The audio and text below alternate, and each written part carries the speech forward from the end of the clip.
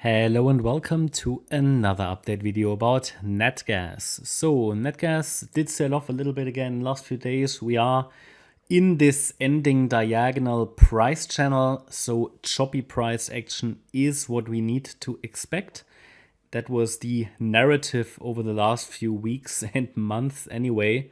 You see that these corrective rallies with strong setbacks, another rally, another setback, and all these up and downs here in the price channel, that is just part of what a diagonal structure does. We had here a support area which price reacted to a few times. I will take that off now because we don't need that particular one now anymore. However, what I want to emphasize again is the move here to the upside that we currently see. Well, it's coming down again, but this potential 5-wave move to the upside, I discussed it in the last video, that obviously we are looking here still, at this ABC structure, with the C wave being a wave 4, well, the last wave in a wave 4, ABC, this corrective price structure, looks to me still like a flat pattern, a flat structure where the C wave is an ending diagonal.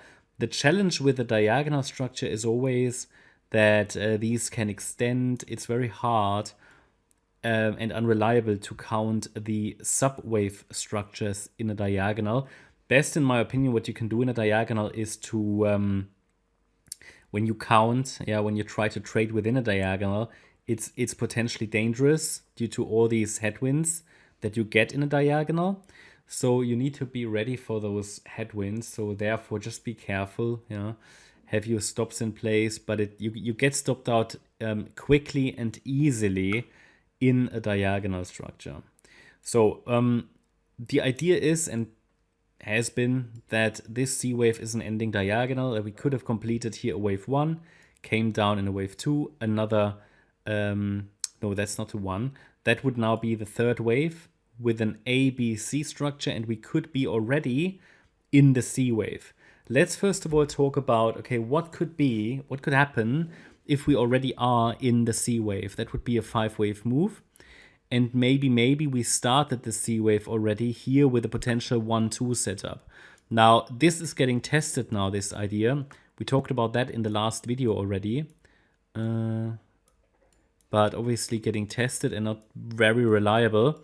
But in this scenario where we're already in the third wave, this here would have to be a wave 1, which already is a bit questionable because I don't like that the third wave is not the longest one, but acceptable. Then this wave 2 is now getting tested. So if we try to figure out the micro count for this, you see this really needs to turn around now. We can count that as an ABC structure. Here, A wave, B wave, and the C wave should be nearly done. But it's already coming dangerously close to the, you could call it a make or break point, invalidation point.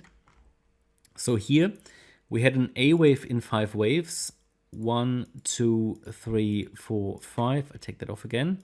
Then the B wave in 3, and here as well, we're coming down now. In my opinion, there's a small 1-2 hidden up there, 3, 4, 5, and we might be nearly done. But as I said, we're very close to the low now, and typically we want to avoid a sustained break below the 78.6 fib level. That's where we are now. So if anybody wants to trade that on the long side, I mean, it is potentially dangerous, but we are now at the lower boundary, very close to the lower boundary line of the trend channel. Official make or break point for this would be here the $2.45 level. So a stop could be set below that level. I wouldn't set it too tight. So it could certainly still rally from the lower boundary line in potentially a different structure. But this is sort of what I see right now. Just be aware we're now close to the lower boundary line of the price channel.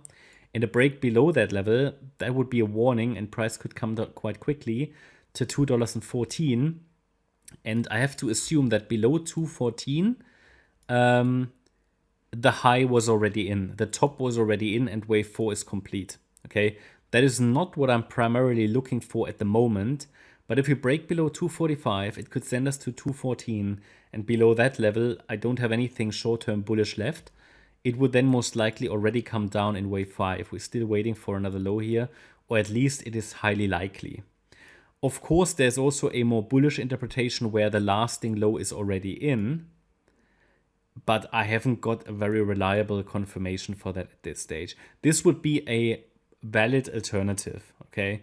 Just be aware of that, but I said that many times. It's possible that this wave 2 is already in. It's just that we have come down so deep from a retracement point of view. Natgas has done what it needs to do. It could be already on its way up, but I find the idea that this is a wave 4 more likely at the moment. So I'm going to track it. If I see any more bullish signs, I will of course let you know. But for now, I'm still focused on higher. But be aware of the 245 and 214 levels. Yeah, that's my update about Natgas. I hope you liked the update. If you did, please hit the like button, leave a comment and subscribe. And if you really like the content, then please check out the channel membership. Thanks a lot for watching. Bye-bye.